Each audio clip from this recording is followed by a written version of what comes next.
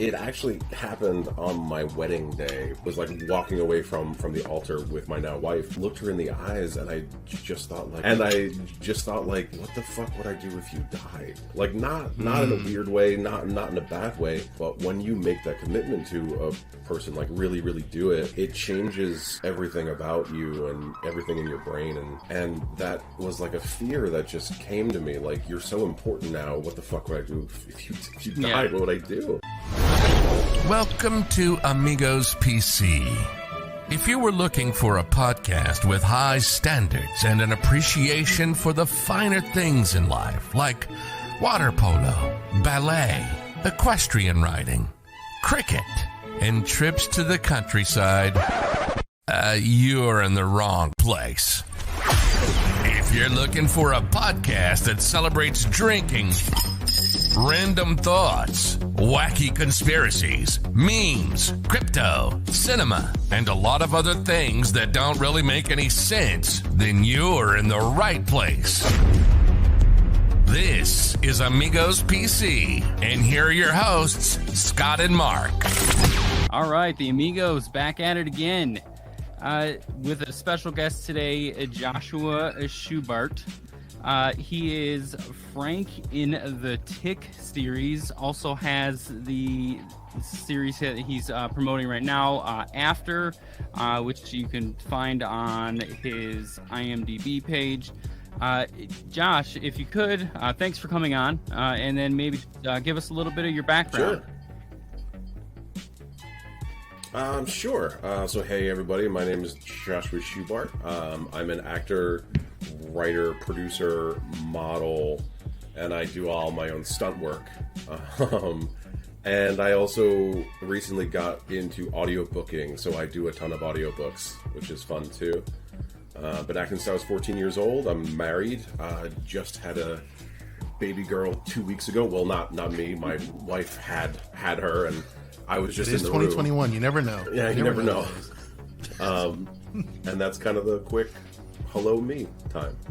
And I'm also a Libra. Thanks. I think you're probably the first guest we've had that went into their actual horoscope. Their signs. Yeah, that's cool. I'm a Leo. No. What else do you like? Like walks on the beach or what?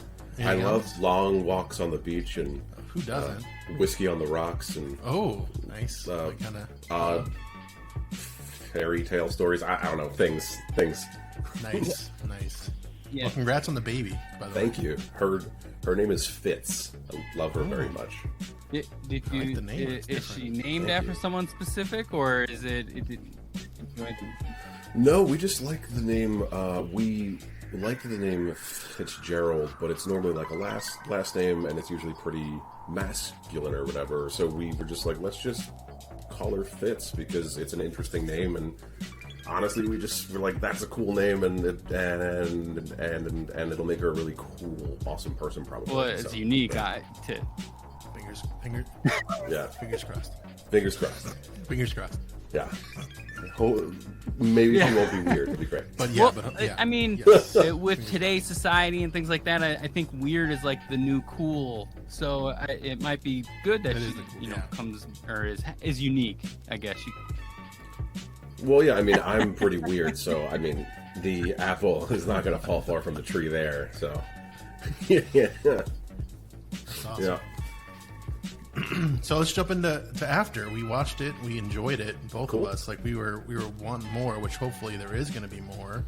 Tell us a little bit about it. What kind of was there some inspiration behind it? Anything? Well, not. I mean, obviously, when people watch it, they'll know. Maybe there wasn't, hopefully, but like, what so made you I write actually, that or come to that? All right, so it actually happened on my wedding day, believe it or not. I had just said I do, and I was like walking away from the altar with my now wife, and I looked her in the eyes, and I just thought like, can I absolutely curse on your show or not? All of them, whatever you want. Okay. Yeah, please do. Awesome. Cool. Fun. Please do. And I just thought like, what the fuck would I do if you died? Like not in a weird way, not in a bad way, but when you get married, you can talk a lot of shit about getting married or like being with a person or whatever, but when you make that commitment to a person, like really do it, it changes everything about you and everything in your brain, and that was like a fear that just came to me, like, you're so important now, what the fuck would I do if you died? What would I do? It just kind of like was in my head for a while, to the point where I was like, shit, I probably have to write this down so it is out of my head. So I began to write it in like a pretty basic way, where I just kind of like wrote down bits of scenes and like what would make me like really sad about that type of situation, and then it morphed its way into what it is today, because I made After for 3 reasons. One is because of that thought that popped into my head.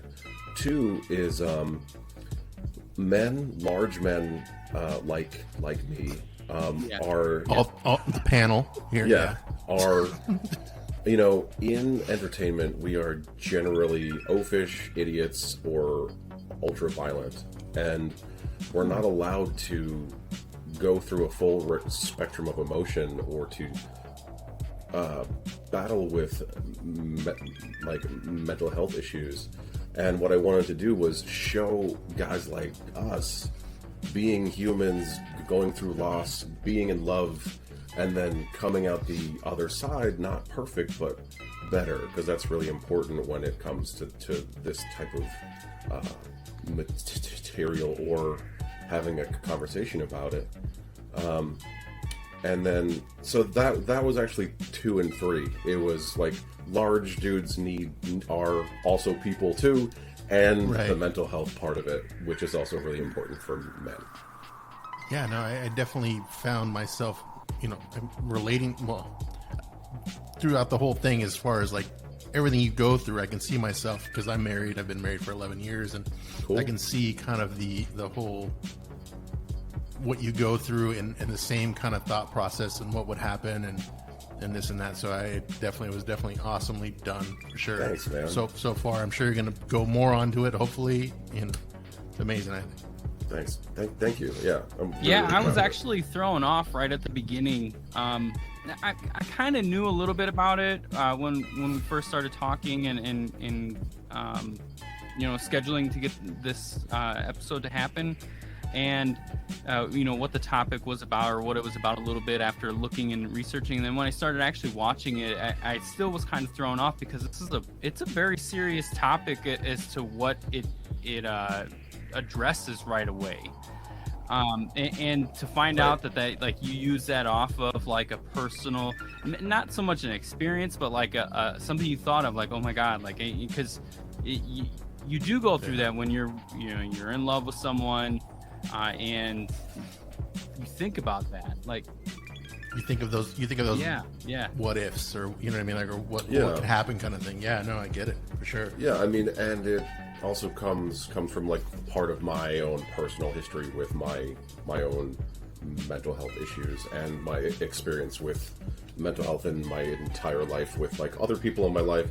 So I just wanted to kind of begin a positive conversation as opposed to what it usually is, which is like, you're mentally ill, it's bad, you're gonna be in an asylum, and you're gonna die, and you're gonna just poop yourself forever till you're dead. But yeah.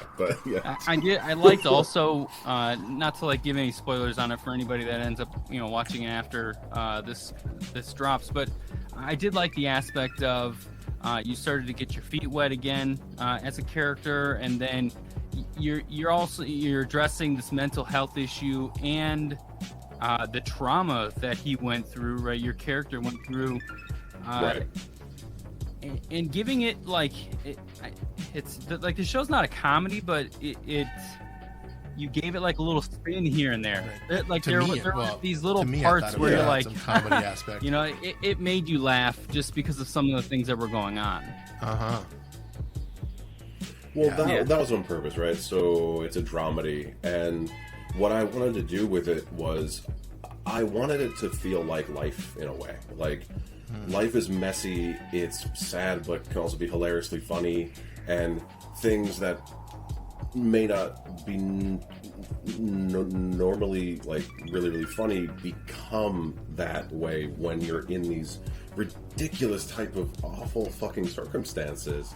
And it's all, you know, it's all shitty and weird and awesome and magical and beautiful and huge, and that's what life is, and that's what I wanted to do with After, and I think it worked. I think that's what we were able to do with it, so it's cool. Yeah, no, it was awesome. The one thing that I took from it for sure that I'm gonna practice is the heart attack that I took from that. That to me, that was like, oh my god, like I have to try that. That's like you have to. Everyone has to work that through for sure. So I literally that is pulled right from my relationship. I do that to my wife all the time. I think of it as like a relationship trust fall. Yeah. So so for like anyone who hasn't watched the show yet, basically what it is you pretend that you have a heart attack while you're in the middle of sex, and you just fall limp on top of your partner, and then they have to try to push you off of them. It sounds crazy, and it kind of is, but when you watch it, or when it's a really hilarious moment in the show. But my wife hates it. So that's definitely what you practice. You do that, then that's awesome. Yeah. That's awesome. Well, that brings up a question too, because you had this thought to create this after you got married shortly after, and then you're telling about some of these experiences that we see in the show. You actually are practicing in real life. So, what was your wife's thought when you showed her or told her about this idea with the show, and what was her reaction? Well, I mean, she was supportive of it. It's not an exact copy of our marriage. It's just that like things were pulled like trying to keep things authentic to life as much as you can. You do pull from personal experiences. So there are a couple of moments like that one, and then there's another moment where they're talking about whether or not they want to have sex, but then they watch Top Chef instead. There's just like little moments like that you can pull from life, and they feel real both out here in the world and when it's on your TV screen. So those are important to highlight because it makes everything feel more real, like especially with people that know what that type of thing is. But with the marriage in the show itself, part of it was that it was this idealized version of their relationship that was being played back in the main character's head. So like nobody's relationship is that perfect, right? But like when you go back, when you're experiencing some type of awful loss, or you're going through incredible grief, nobody remembers any of the bad parts anymore. It's only all the positive parts. And that's what we were trying to highlight, is that like he's going back to these quote unquote perfect moments, other than the one in the beginning, which is like what's the crux of the show is like kind of like built on. And what I'd like to play with in season 2, if we're allowed to have one, is we've seen that, and then now that he's healing and he's changing, we're gonna have a look back at what it was actually like during their relationship. Not that it was terrible, but that it wasn't a perfect thing, because nothing ever is. So I like that. Yeah, me too. So I hope we get to do it. Yeah, no, that'd be awesome, because then you have basically you're now into your the next chapter, and then you kind of work through the bad stuff that you had with the next chapter, right? And it kind of helps you figure it out going forward. That'd be really good. Yeah, for sure. It's awesome. Yeah, that'd be awesome. Yeah, I definitely hope. And me and Mark talked about this beforehand. We were like, oh man, like we need more. Like honestly, like we were like, I'm not I mean, like it was so good. Like I was like, this should be more. Thank you. So I hope they're for it sure. It seemed like too in the series, it wasn't just you and grieving through your spouse passing in the series. You also showed dynamic between friends, right? Like that was. Mm-hmm. I really actually enjoyed that a lot, just because it reminds me a little bit of like me and Scott. You know, we've been friends forever, and a little bit. Yeah, the shower scene. Well, kind of. We're not there. We're not there yet. Well, remember I shaved your back that one time. That one time. No, but I was it wearing did. bottoms. It opened up a dynamic, or it showed me a dynamic. Like, okay, like this is. Yeah. I don't know if you were taking it from like personal experiences, but it seemed like, okay, you know, this is. One of the things that I really try and do is when I write, I try and write positive male intimacy that is non-sexual. Oh, darn. Just because, except for the showers. Well, except when it will be sexual, but like men are allowed to have intimate relationships with each other. Like right. We're allowed to tell each other that. You know, that we fucking love each other, and we can hug each other, and we can go through life together in a really real way. And Agreed. In TV shows and movies, you know, it's normally just like some toxic ass shit where it's like, you're being a pussy, bro. You gotta fucking pull your balls out and put them over your head and be a fucking man. And it's like, that's not what fucking life is supposed to be. So you're right. Yeah. So that's one of the things that I try to do too, is just show that like men are multidimensional also, and we don't have to be like macho toxicity factories. We can be here in the world. We can be present too. We don't have to be this specific binary thing. Yeah. You know? Yeah. No. Yeah. You definitely nailed it for sure. It was I love a bromance, guys. I love that stuff. Yeah, it's awesome. Where did like the passion start with? Are you more passionate about writing, or is it everything that's in entertainment altogether? Because it seems like you do a lot of everything. You wrote this series, created it, right? And yeah. So everything just kind of like came one after the other, right? So like I found acting first. Like I had just come off the streets being homeless, and I had just gotten into foster care, and my new parents, they put me into Catholic school, so it was like a really weird time of no rules, no holds barred, trying to like eat and not die, into a house where I now had rules, and they put me in Catholic school where it was insanely fucking structured, and I wasn't doing very well, guys. Like I was doing a lot of drugs. I was hanging out with all the wrong folks. I was like an after-school special, basically. And I also had a trauma-induced speech impediment. I had a terrible fucking stutter, and I could barely speak more than 2 or 3 words at a time in a row, period. So I'm in Catholic school. It's 10th grade, high school, and I don't know what the fuck I'm doing. You know, no one does, because we're 14 years old or whatever. You think you know everything, but you really know nothing. Right. You don't know anything. And I heard an announcement over the loudspeaker for the school play. And I was like, all right, I don't know what the fuck it, let's just try that. And I walked on stage, and I could speak in complete sentences for the first time since I was like 6 years old. It was a wild experience. And I knew from that moment, it like codified everything in my life. Like I knew like this, I need to do this. Like it's a positive thing for me. And that's what I knew I needed to do with the rest of my life. From that moment on, I just quit everything that was bad for me. Like I didn't do any drugs anymore. I didn't do any of that shit.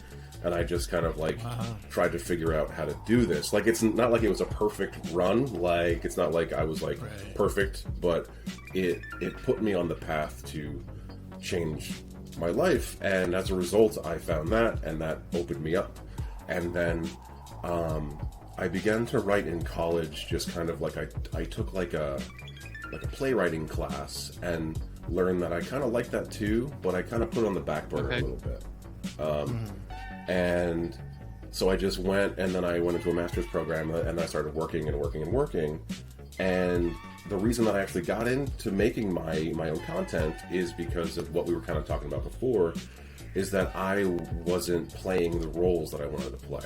I'm very pleased with all of my work, and I'll continue to work for the rest of my career, but I didn't get to play the complete human beings. And there were a couple of actors that were like cracking it open, like Chris Farley and John Candy and these other larger people that, while they were oafish and really funny, in the moments where they were able to be human beings, it was really special. It was really electrifying in a way that you didn't really see before. And I was like, fuck, I need to, like, I want to do that. I think I have to write that for myself. So I began to write for myself and for other people that weren't playing the roles that they wanted to play either. So it's like everybody in After, I wrote all those roles for every single person in the show for them, which was really special and really cool. And then also, like, modeling kind of happened by accident. Like, I'm like a plus-sized model, and that got really cool. Thank you, by the way. Yeah, you give us hope. No, but dude, like, that was really cool because I'm a model for these brands, and then these brands like told me that people would walk into their actual places with my print ad, and they would point at me and they would go, I want to look like Josh. I've never seen me before that could actually wear clothing like this. And that was really important too, and I didn't realize it at the time. Like, I thought, like, modeling's like dumb, but it can actually help bring about positive change. Heck yeah.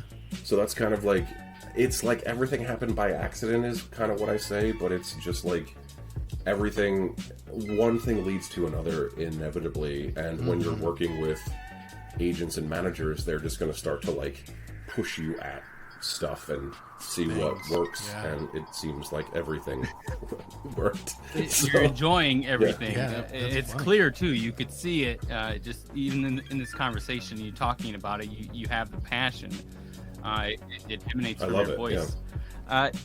So, you know, encompassing all of these, and you brought up your past. And in reading some of your description, like you said, you were homeless. Like what was?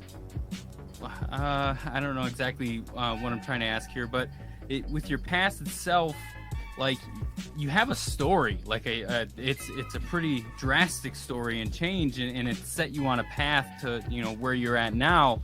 Is that something that you thought about maybe writing or looking for a role that's kind of like that or related to it? Yeah, so I actually wrote a movie that has a bunch of those elements in it now that I'm working on getting made. But basically, like, I started to write like a movie about my life or whatever. And even though my life is kind of like melodramatic, it did end up just turning into this like psychotic melodrama, which, while that's an interesting thing that people might want to see, it's not a thing that I want to create. I would rather bring in elements of it with some sort of comedy, because that's a good way in for people to understand what the actual thing is, right? Like, so yeah, I mean, that's always going to be part of what I create. There's like always going to be a bunch of darkness in there too, but that's not necessarily bad. That just makes everything more real and well-rounded. And that's what I took from After. I thought After had a lot of good, you know, darkness is not great, you know what I mean, but it was good dark humor in some parts where it was like, it was done really well. I thought, like, I was able to see a lot of it that was a lot of lightness in the darkness. You know what I mean? Like, it was really good and done perfectly. Thank you. Well, because in the beginning, when it was being pitched around, like, IFTnetwork ultimately are the ones that picked it up. But I was getting a lot of notes back about how. So my agent told me that normally, if they don't want something, they don't say anything. They just say no. But I was getting no's with pages of notes about why they hate it, right? And it was all based around the mental health parts of the show. And basically, it was like they were scared of what was going on. And I knew that going in, and my team knew that going in. I mean, just, so that the audience isn't confused anymore, and it's not really going to give anything away. I mean, it will, but it won't. But when your main character tries to kill himself in the first episode, it's going to rattle people in a way that they may not have known that they could be rattled before, especially when it's out of nowhere, quote unquote.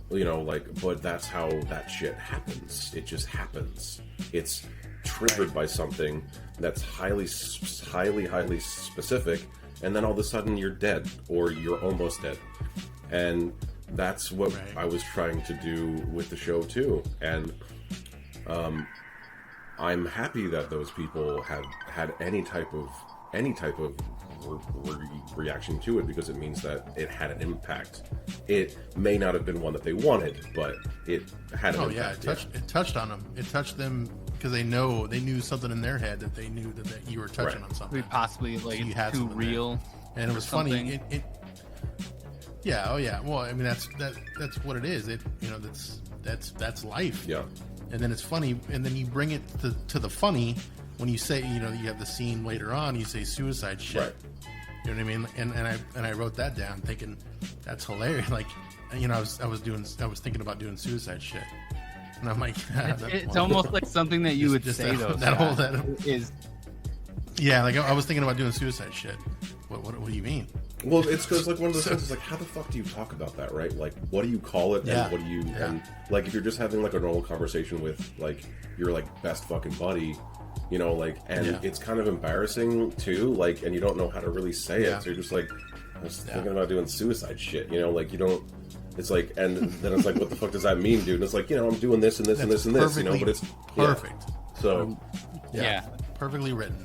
That's relatable. I mean, not relatable to me. Well, you know what I mean? Like, it's like how it literally happened for somebody to write that, or in the real world. No, I mean, and that's awesome. That's the point, is that for that type of content, that type of idea to be totally relatable to a person that maybe has never thought about that before, it's like how do we make this more normalized for folks, so it's not so that when they do talk about it, they're not it's not no, no, it's bad, you're bad now, you're bad, people love you, that's not the point. People want to speak to you about it because they don't know what the fuck's going on with them, and then when you're like, no, you can't even say that out loud, then it's like, all right, well, then I guess I'll just go fucking kill myself now. Well, I guess I'll finish it this time. Well, that's awesome. If you don't mind, I'd like to also kind of just jump on a couple of the other stuff that we've seen. Yeah, we can talk about whatever you like, man. Love it. One show that I'm a huge fan of, and I don't think that they've renewed it again, but is High Maintenance. So they are no longer making it anymore. It was a personal choice by the creators of the show to make other things. Oh, okay. Yeah. That show was great. Your episode too is very the one that you're in season 2, episode 1, is very unique. Your character who is like something drastic happens. This episode premiered years ago, so if someone, spoiler alert, that's on you. But it essentially, I mean, it's this particular episode at least. Something tragic or crazy happens in the episode. They kind of gloss over it, or from what I remember at least. But your character, you're trying to celebrate. You were talking about big men earlier, right? You're celebrating weight loss in this, and you want to post it on social media, but you feel like a real dick doing it. and you're like, because of what's going on in the environment around you, and you experiencing everybody, like, I can't even do, training today. The one girl, she walked out of the cycling class. I can't believe you remember as much detail of this episode as I do. And then it ends. Well, the entire episode ends really weird too. But yeah, with like a character like that, it is like, how are you discovering the roles like this, or like you were saying earlier, is your agent throwing it at you, and then you're like reading the line to figure out if it's a character that you enjoy and want to pursue? And it seems like a lot of your stuff too is based in New York, kind of. It is, yeah. Okay. Well, because that's where I live. But this one actually has a really cool fucking story too. So, I used to weigh 400 pounds. When I oh my god, really? When I got into foster care, I ate my ass off because I wasn't used to having food around. So, because of my food instability, I would just basically eat like an entire block of cheese from like Costco in a day. And once I changed my relationship with food and what that meant, and that it was going to be around and stuff, then I was able to like lose a bunch of the weight and I began exercising, all that stuff. But so what they were looking for this episode was a person who used to be really heavy that had lost a bunch of weight, and I said, oh well, that's me. So I saw the role come up, and my manager put me in for it, and I went in for the audition, and they were like, so they don't really have like a script for this character yet. They just kind of want you to like tell them your personal weight loss story and then take your shirt off. Nice. And then I was like, I want to be famous. Yeah. How many tears? How many tears are running down when you're doing it? 6 or 7. Yeah. 6 tears. I want to be famous. So I told them my story about, being homeless, blah, blah, and what happened to me and how I got so heavy. And then, they cast me, and then they wrote a lot of my dialogue based off of my interview that I gave. And then when we were shooting, I was able to like just improv a bunch of shit with them and have a great time. But the overall premise was locked in, and what that was supposed to be for the show. The really bad thing that happened was it was supposed to be the morning of Trump getting elected. Yeah, that's what it was. In New York City. Yeah. And it was a really amazing thing to do, because that's also a thing, like men and weight issues and like body dysmorphia and all that stuff that men also go through that they never talk about. It was really special for me to be able to do that and to move through that world. And it was so well done too, and it was just a wonderful like week and a half on set. It was such a wonderful time. So yeah, that's what that one. And you go through stages with that character too. The episodes are not that long, but like they showed a pretty good detail of like I'm working out. Oh no, man! I just change what you said earlier. You change your relationship with food, and then things happen, and you're not able to like share, the progress that you're making. Like, fuck it, I'm gonna get some burger, Gonna cake, go back to food, everything. Yeah. And you just like see this wide dynamic just happen, like an arc. You would say it was a great episode. Obviously, I remember it, probably because I relate. I struggled with weight my entire adulthood, I guess you could say, and trying to get it under control now is just. Mark's from Wisconsin. When you said eat a block of cheese, that was like everyone. Cheese. Yeah, Mark is like done. Mark's like done. Oh no, Mark's frozen. Oh, he's frozen. Oh no, cheese. He's stuck on cheese. Oh, he loves it. All right, jumping back into after talking about Mark's cheese fetish. So, what role? I know, researching you and looking that you'd want to do some Marvel stuff. what character or what would you like to do in the future, maybe Marvel related, that would be something that would intrigue you or that you would like to do? I would love to be in the Fantastic Four. In that world. I would love to play Ben Grimm. Yeah, I'd love to play the Thing. Oh, nice. Absolutely. He's a guy that I can really, really, really like connect with and really get into. He's a large man with complex emotions that are hard to kind of like do. And also like that whole aspect of like feeling like a monster. We all can relate to that in some way or the other. And then working through that, and you're not a monster and you're actually helpful and you're a hero. It's a huge arc. It's a wonderful thing, and I'd love to have the opportunity to play the Thing. Yeah, that'd be awesome. It'd be awesome if you were able to turn that franchise around because they've had some issues. I think it'll be good this time. I mean, Marvel's been doing some really good stuff, so I have faith in them. Yeah.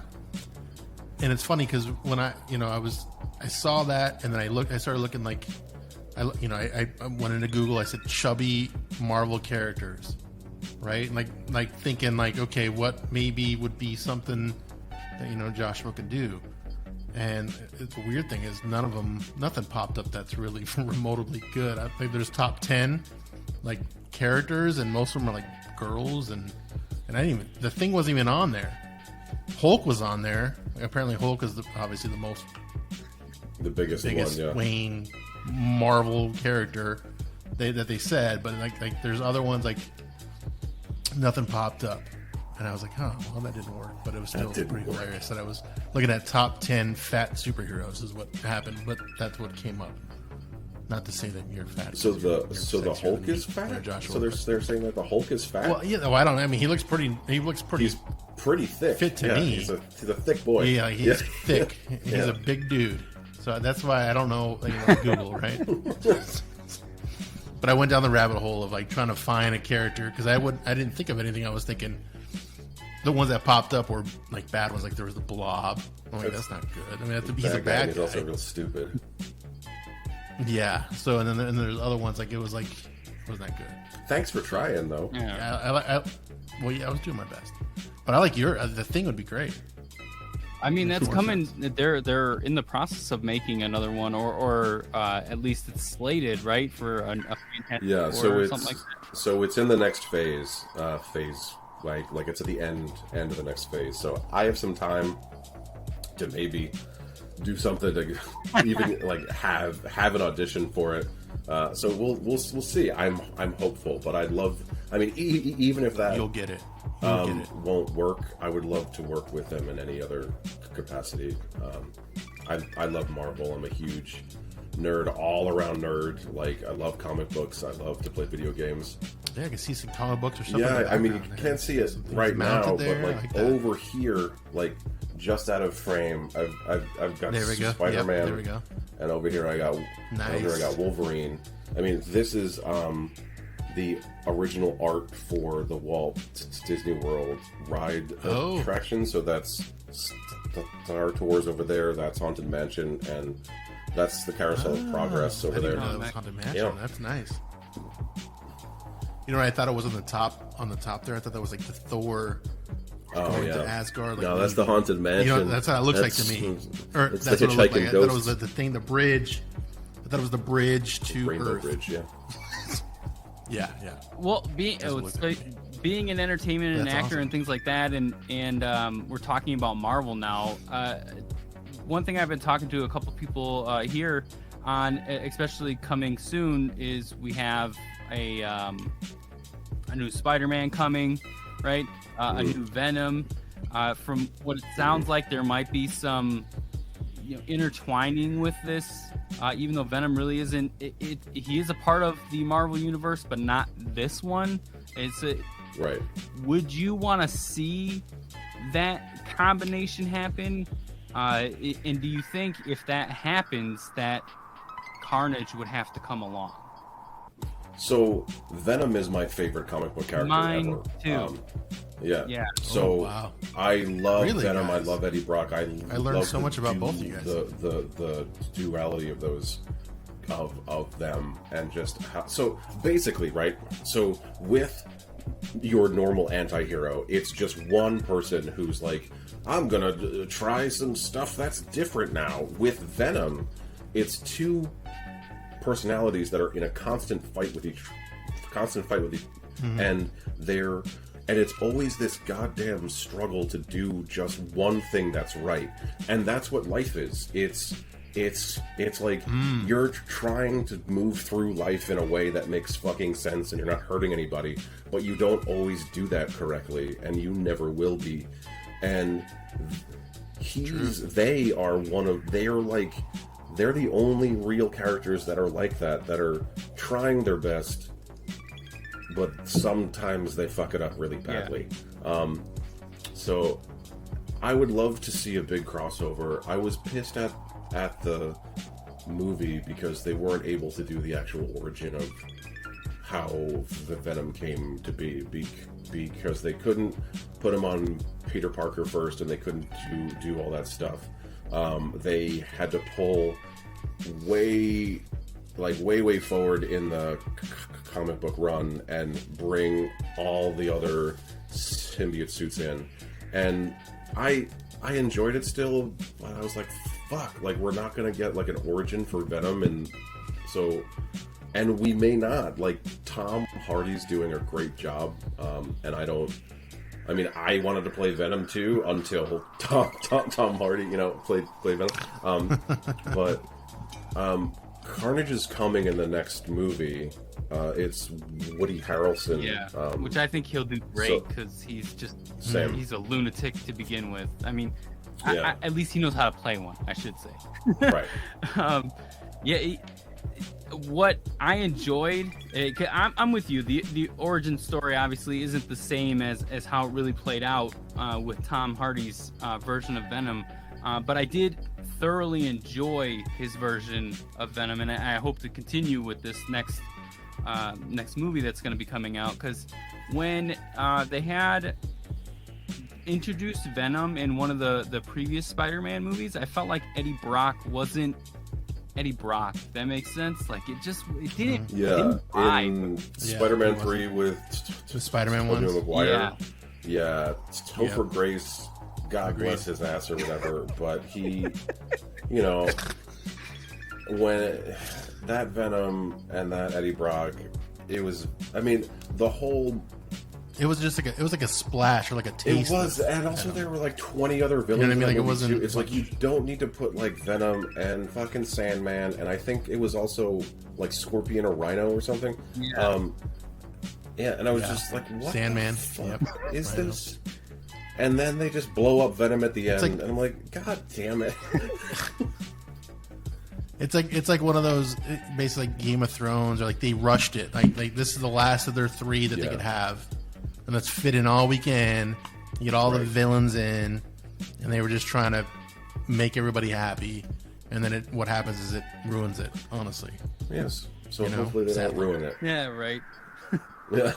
Do you have a favorite series or anything that you're picking up now, whether it be like Marvel or anything other? Like, me and Scott, we're huge Rick and Morty fans. I don't know if you've seen. There's like I fucking love Rick and Morty. I love the new season is incredible. I mean, every single one, it just keeps getting better and better and more interesting and more interwoven, and it's such good writing. Like, it's so layered and fantastic, and I've been watching behind the scenes with a lot of the writers, and there's a lot of stuff where they're just like, we just wanted to put this in there because it's crazy, and it's like, okay. But I mean, sounds about right. It's a great show, and I love it very much. And I also just watched Loki, which was fire. Like, it was a great, one of the best openers.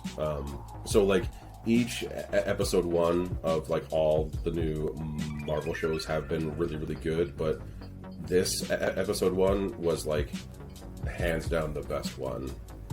Yeah. Really? I have to check it out. You I have gotta not see seen that one Loki. yet. Yeah. I did watch the new Oh, you Black saw it Widow. already? What'd you think of that? and that Yeah, I same. thought it was pretty good. I mean, honestly. there was stuff you know that it was pretty good. she was doing in this film that I have never seen her do before in any of the other movies. Like Yeah, have a heart like- a little bit, or I guess. well, no, like I mean, like actiony stuff where like she was like leaping around on exploded plane parts and like doing hand-to-hand combat in the air. Yeah. I'm like, all right, I've never seen her do this before, but I'll just accept it. And because she's yeah. carrying the movie. right, and then people got really mad about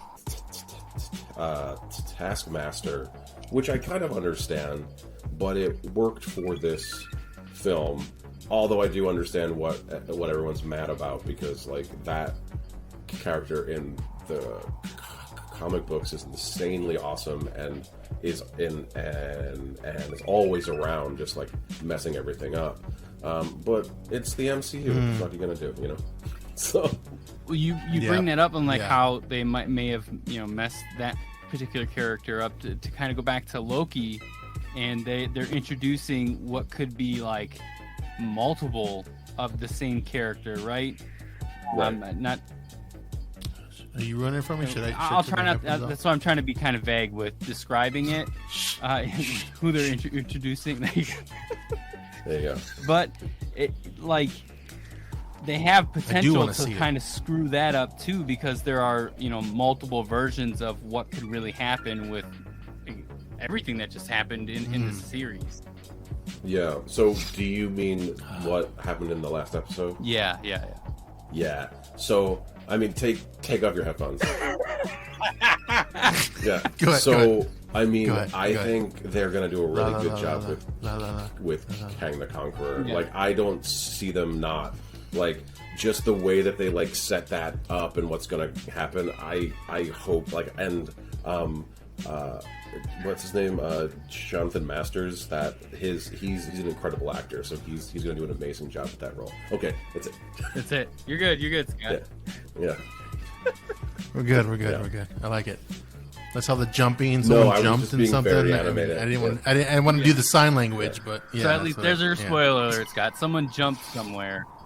Yeah, Nice. someone's jumping around buildings. Yeah. Someone's doing parkour. So Black Widow was there. Black Widow was there. This really isn't like a Doing spoiler alert or parkour. anything like that, but one thing that I think that Disney should have done before they launched it is maybe expressed that the 6 episodes that we got like wasn't really supposed to be the season that we were supposed to get, if that makes sense.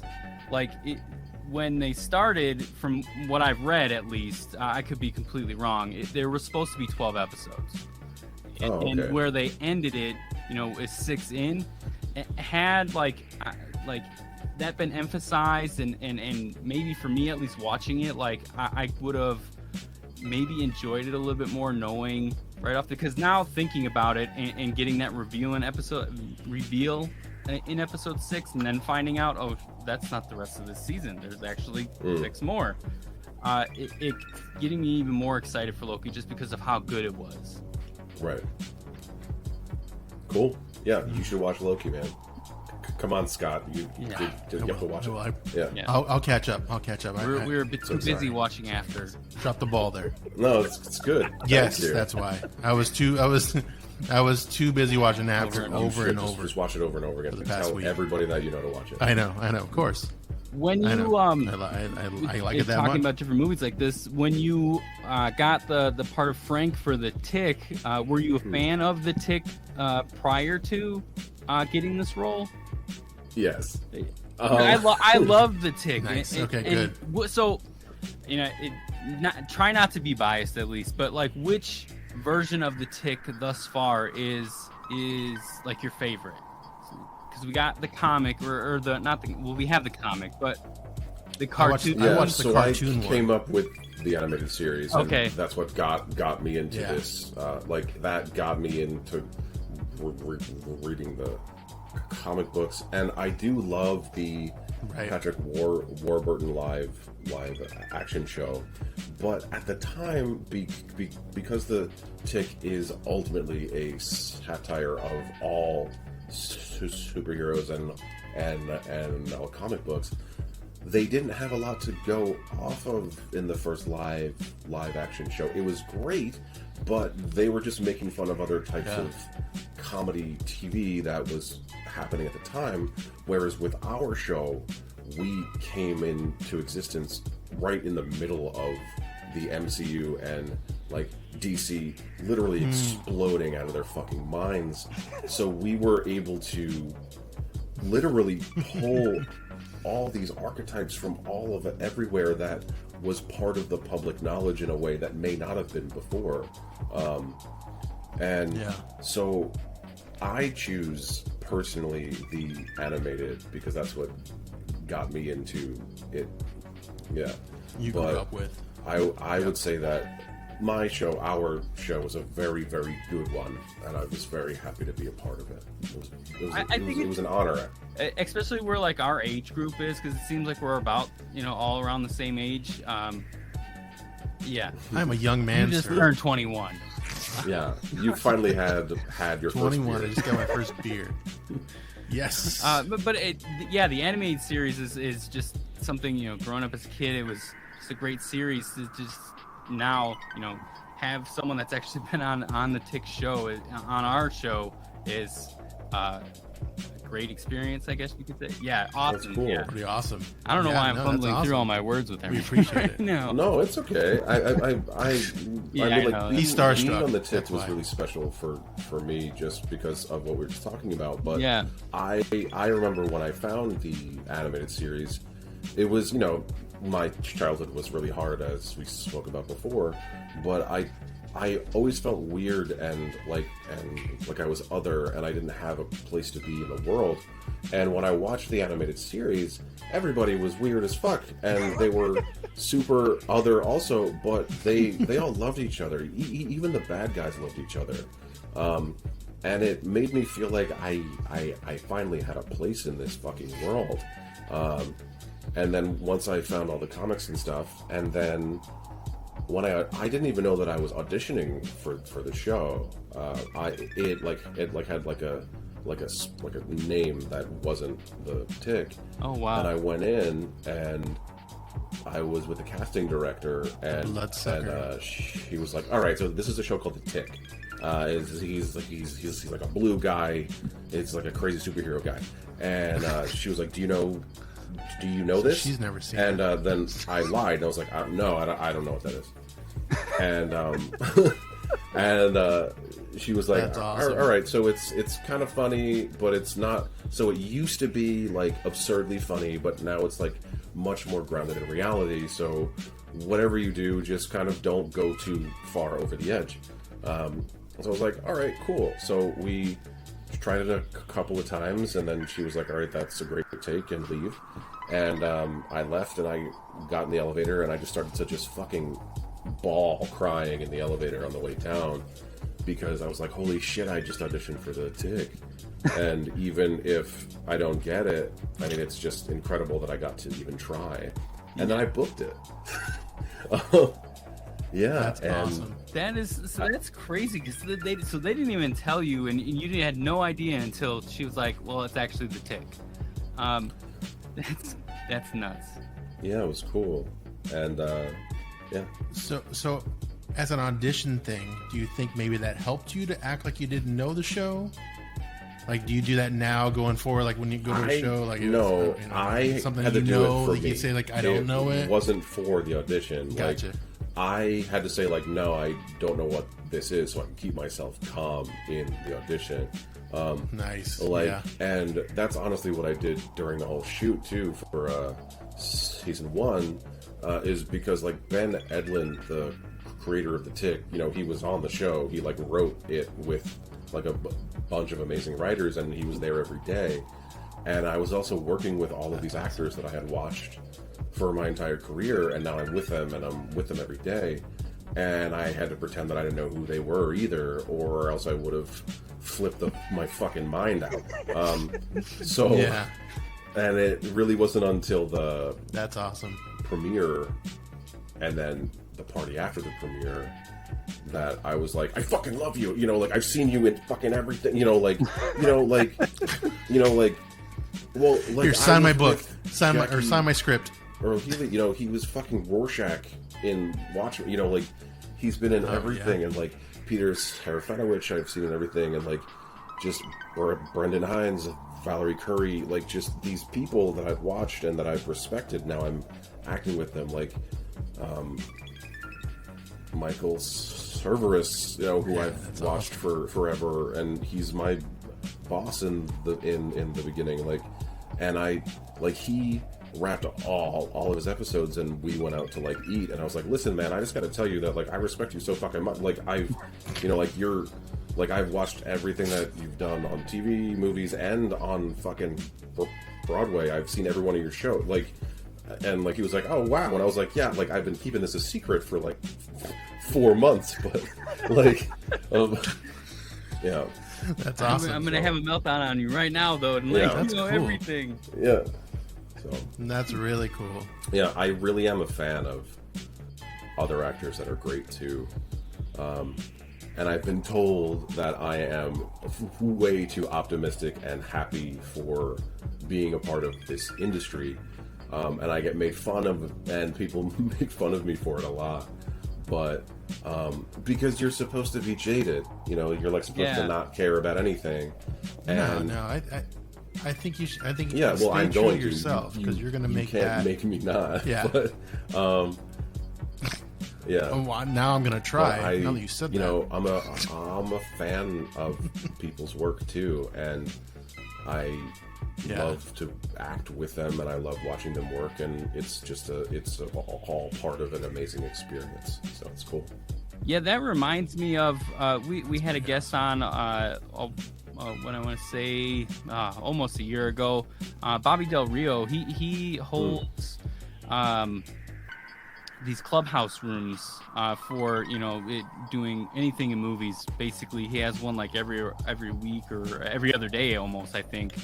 And one thing I always hear him say when I'm just just hanging out in some of these rooms on Clubhouses is what you're preaching right now. Is everybody's jaded in Hollywood, and he's trying to change the atmosphere and the mentality, and try to just, you know, get shit done and be nice to each other, which I think that's kind of what you're Yeah, I mean, look, I understand it, guys. Like, it's such a hard industry, and you get rejected all the time, and people are mean to you, and you know, you've got to have this thick skin, and a lot of the times it comes off as this like aloofness where you don't give a fuck, but you give so much of a fuck, but you feel like if you let anyone know that, it's weakness, or you lose your power or whatever.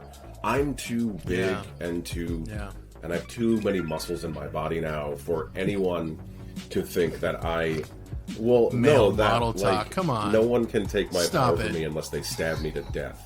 Like, so, like, the only way that the only person that can take that from me is me. You know, like, I'm happy to be here. Yeah, I worked very hard to get here.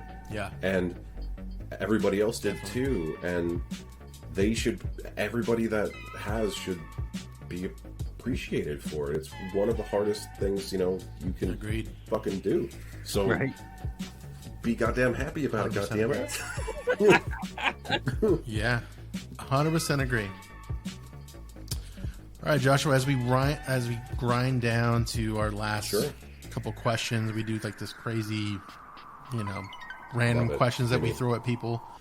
And if they get kind of crazy, just say, hey, these are stupid, and you don't want to answer, but hey, I don't want to answer, these are stupid. All right, see you later. Well, let's wrap it up, Mark. Thanks. Later, guys. What favorite conspiracy that you have? Is there something that you have that you think that maybe is something that's real, that is being talked about now or in the past, that might be something that is really on your mind, that is really legit? Conspiracy, but it's not one that I believe in. It's because I think it's so stupid. So there's a conspiracy theory that the moon isn't real. Have you heard about this? Yeah. That no, that is new to me.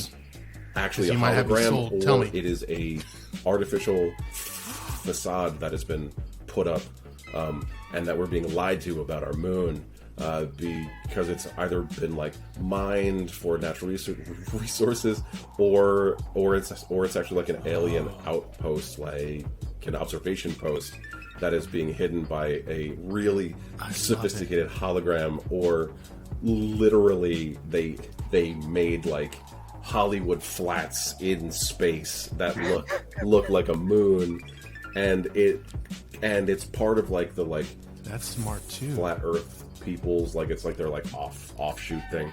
So yeah, those guys have something too. So do you think that like in the 60s, you think they went up there and like, you know, they took the guys from Armageddon up there, like all the mining rig guys, and took them up there and they mined the moon completely gone, right? Or obviously you don't think that, yeah, but maybe that's the moon had like a lot of nickel or those something. Guys went up like, there. Let's take all that fucking nickel out of there. Yeah, they went up there, took all the moon away. And then they came back down, and then now we just have a hologram of the moon. And then someone has to every day change the trajectory because they gotta how change, it looks. So it keeps having a shadow every day. Yeah. to change the filter. Okay, wow. Yeah, no, I haven't heard that, but that's awesome. I like that one because of how, That's I love flat earthers too. They make me so happy because they're so stupid. Yeah. That there's people out there that think that. No, I'm not really I agree with guy. that. Like I'm more of like a facts-based guy. So like it's not that I don't question things, but it's like I'm a huge thing. Like, you know, it's like Occam's razor. Like the most obvious thing is usually what it is. So if like some convoluted crazy shit comes like flying in my face about what a thing actually is, I'm like, oh, okay, that sounds really complicated. Like, it seems like a lot of people that are normally super incompetent and can't even do their own shit are now doing all this other crazy, wild shit. And if it's actually bad, then we're actually, like, seeing it. Like, billionaire people ruining the Earth. Like, we're, like, actually seeing that happen. Yeah. Bezos. He went up into space in his penis. Yeah. So we went up there. Yeah, he went up there with his Yeah. his penis rocket and No. and didn't see the moon. He waved at his condo. I'm like that too. Like I enjoy conspiracies. I like the argument, so I want to hear both sides of it, right? But you also have to be logical. But sometimes they can, you know, someone that is for or not for a conspiracy can really make a good, compelling argument. Sure. I mean, I'll check them out. You know, like I'm not. You know, I like to hear what's going on, but I'm not gonna like write a manifesto about like why the Earth's actually hollow or something like that. That's what the flat earthers are for. But at least you'll entertain it to listen and be like, oh, okay. Okay, thank you for your thoughts. The awesome thing about this, like these questions that we ask, like we've had like the flat Earth kind of questions, and like is Australia real kind of thing, and people come to us, or that they brought up like, no, you're asking the wrong question. Like it's really Antarctica's not real. Oh wow! And like, wait a minute, what? So like, and then we jump into this whole other thing of like, wait a minute, we haven't heard this one, and like just what you just said, the moon isn't real. Like, wow, I didn't know that. You can That's watch awesome. an hour-long YouTube video. So yeah, about just it a whole bunch if you want to check it out. Yeah, the moon thing. Of the moon, I have to check that out. I have to see if I deny it or not. You got some guy named Jim. He's the one that's controlling the projector. And one night he accidentally just put the Death Star on there. Yeah, it's like, oh shit. Well, that's you know what that's called? That's called an eclipse. That's no moon. The night that he has a day out, the week. Yeah. His off weeks or weekends or whatever. Hey, we're getting another supermoon out. So. I need to go on vacation with my family. Yeah. He has vacation days. All right, well, circle on the calendar. These are the full moons. I don't have time. What life hack or something that you know that you that maybe you haven't there? What? Damn it, I said this wrong. Is there a life hack or something that you do that people don't know Oh no, like I learned a thing about cans recently. So upside down or something? Can openers. I don't know if you guys know this, but I learned this about a year ago. So you know how when you use a can opener, you like put it on, you like crunch it into the side and then you twist it. So that's not how you're supposed to open a can. You take the can opener and you put it on top of the can. So like let's say that this is the can top, right? So you would normally put it on the side. No, you lay it flat on top, crunch it in, and it perfectly takes off the top of the can, and there's no sharp edges. It just pops the top of the can off. And that's apparently how you're supposed to use a can opener. But no one taught us that because the moon isn't real. You're right. Everything's connected, Joshua. You were connecting dots that we weren't even expecting tonight. But that's the life. I was today years old when I learned that. Thank you, though. That is something I did not know at all. You should try it when we're done. Like, just like open up a can of beans or whatever. You'll fucking shit your pants. Like, it's like, yeah. That's awesome. And our last question: would you take a one-way trip, or we'll say one-way trip. A one-way trip to Mars. One-way trip to Mars. That would be. I know it's the reason why I was kind of backpedaling there because I know you just had a kid, so then you kind of think that whole like, oh no, my kid's here. I guess you could maybe plus one. Just so you have to decide. Now you have to decide. I don't want to bring my wife. Plus one. I am not a scientist, so going to Mars would. Okay. All right. So the moon is real. Going to Mars on a one-way trip to just like look for, I'm assuming that I'm part of the like looking for how to live their expedition. I have no applicable skills for Tesla. That mission. I mean, I could like. So you're the perfect person. Yeah.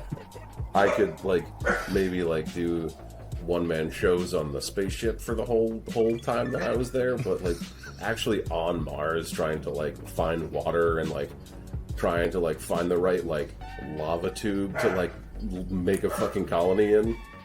I don't know if that would be a thing, but I know a lot about what they want to do, but you know, I don't like, I'm not that great at math, so I don't think I would be great on a spaceship, you know?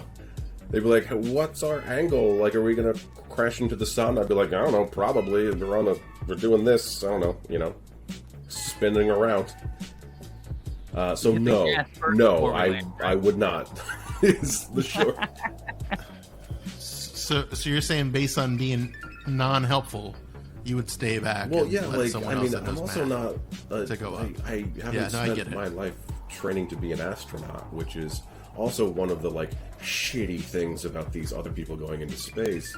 Is yeah, we just found out that 4 people can go up. One of them had training, I think, but it's like the other 3 did these not. These people have been training for their literal lives to like operate one of the most complex pieces of fucking machinery that go into space, and then some dudes are like, I made money exploiting people, I'm gonna shoot my whole asshole up into space and throw ping pong balls at each other.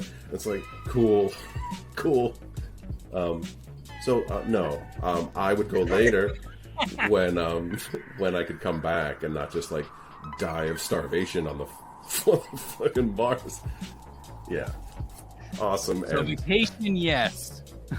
Stowaway, no. Yeah, pioneer, no. Big vacation, yes. Yeah. Vacationer, nice.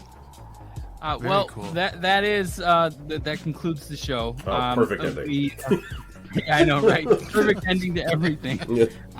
Is there anything that you want to promote? We obviously talked about the shows that you're on. If you have any other projects that are coming up or social medias that you want to plug, sure. And then we'll end it. Sure. So you can find most of my stuff on Joshua&Schubart.com, and on Twitter and Instagram I am at Josh_Schubart. I do a lot of tweeting about stuff, so anything new coming out, that will be on Twitter. Instagram is just a bunch of me being weird and taking pictures and stuff. So if you're into that, you can. just check me out on both. It'll be a great time. Yeah, nothing that I can talk about coming up on the horizon. Unfortunately. I wish I could talk about it. Yeah. They'll be like, listen, you have no applicable skills in general. You should go to Mars, but we need you. We need you, Joshua. To hold we need you on Mars. Beam. What do you need me to do? Just hold these. You need you to hold these potato plants so that they don't get the whole time cold. Yeah, so Matt Damon can keep making more. Someone needs to be the poop guy. Yeah, somebody. To grow the Everybody potatoes. needs to be a poop guy. So sanitation everywhere you can. Yeah, I'm really good at anywhere you pooping, go, there's so going to be a it'll be great. sanitation guy. Yeah. So not to say that. Yeah, nice. That's the perfect ending right Yeah, there. and that's the show. Amigos And out. that's it. This has been the Amigos PC. Make sure to like, subscribe, and review us on all your podcasting platforms. And visit us at AmigosPC.net. Get our entire library of content and Amigos merch. Till next time, adios.